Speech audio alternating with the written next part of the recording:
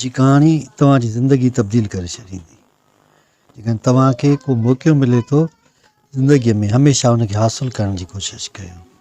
उहो अहम हूंदो आहे ऐं उन मक़सद जे लाइ तव्हां हीअ कहाणी गौर सां ॿुधो। हिकिड़ो पोड़ो माण्हू हुयो, उन पंहिंजे पुट खे सॾु कयो जेको पंहिंजे दोस्तनि सां गॾु रांदि पियो खेॾे। हू जॾहिं आयो त उनखे चयईं त वञ तलाउ तव्हां कुझु मछियूं पकिड़े आ त असां राति खाईंदासीं। उन चयो ठीकु आहे। उन छोकिरे पाण सां गॾु ॼार खयों ऐं ॼार खणी रवानो थी वियो मछियूं पकड़ण जे लाइ।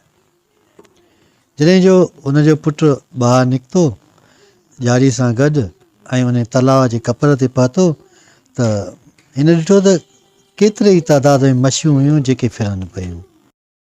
त हिन सोचियो त हाणे मछियूं घणे तादाद में आहिनि, मां हुन पासे ॾे पहुची करे ऐं पोइ इहे मछियूं पकड़ींदुसि, छो जो मां कहिड़े वक़्तु बि पकिड़े सघां थो।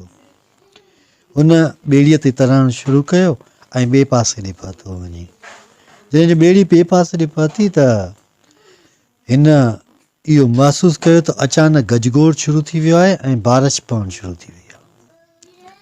त हू वाइड़ो थी वियो, छो जो बारिश में मछियूं समूरियूं लिकी वियूं हुयूं।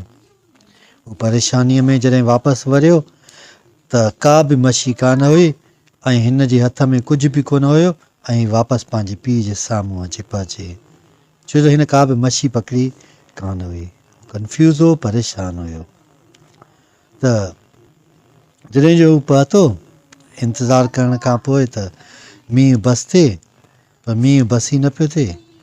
उन पल ही वापसि पंहिंजे पीउ ॾे आयो ऐं उनखे चयईं त मूंखां बाबा मछी कान पकड़ी आहे। त हुनजे पीउ हुनखे मुस्कुराए चयो त जॾहिं बि ज़िंदगीअ में मौक़ो मिले उनखे हासिलु करण जी कोशिशि कंदो कर, छो जो मौक़ा बार बार न आहिनि ईंदा।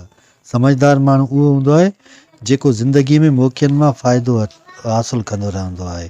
तोखे मौक़ो हुयो मछी पकड़ण जो, पर तो उहो मौक़ो विञाए छॾियो हुयो ऐं उहा तूं पंहिंजी फेवरेबल शइ ख़तमु करे छॾी हुई। हुनजो पीउ ॿिए पासे ॾांहुं मछी पकड़णु वियो हुयो ऐं उहा मछी पकिड़े वापसि आयो हुयो ऐं राति जो हुननि उहा मछी पचाई ऐं खाधी। इन लाइ चयो वेंदो आहे त ज़िंदगीअ में जॾहिं बि मौक़ो मिले तव्हां उनखे हासिलु करण जी कोशिशि कयो ऐं जेकॾहिं तव्हांजो हाल माज़ीअ खां बहितरु आहे त अव्हां जे लाइ वधीक बहितरु थी सघे।